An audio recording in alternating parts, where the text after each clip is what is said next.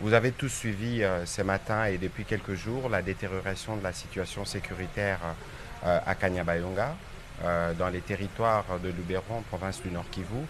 Le président de la République a donc convoqué cette réunion du Conseil supérieur de la défense élargie pour faire le point général de la situation. Évidemment que nous avons parlé de la situation opérationnelle du pays de manière générale dans toutes les trois zones de défense, mais il y a eu un accent particulier qui a été mis sur les événements de Kanyabayonga.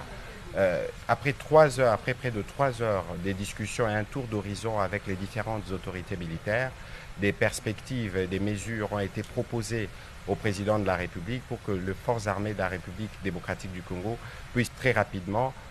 remettre de l'ordre dans cette partie du pays et reprendre certaines autres localités qui ont été occupées par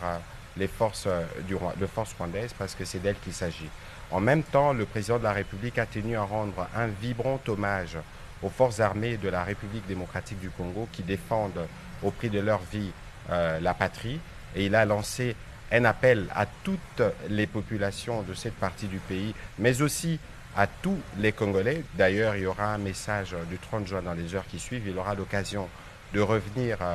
sur ce que nous tous, nous devons avoir comme attitude en ces moments pour nous assurer que partout où nous sommes, nous faisons d'abord preuve de solidarité pour toutes les populations et les compatriotes qui sont touchés directement par ces événements, mais aussi la nécessité pour nous de veiller à la préservation de la patrie. Il est donc important que dans ces contextes, que les Congolais se méfient de tout ce qu'ils lisent sur les réseaux sociaux pour ne pas prêter les flancs au jeu de l'ennemi, parce que vous savez que c'est aussi sur ce terrain que les jeux se jouent, pour démobiliser les Congolais, mais aussi pour toucher le moral de nos vaillants soldats qui sont engagés sur le front. Donc ici, nous réitérons l'appel du président de la République à continuer à faire confiance aux forces armées de la République démocratique du Congo, pour lesquelles le gouvernement de la République, mais ainsi que lui-même, mettront tout à disposition pour que l'ordre puisse être rétabli, et très rapidement.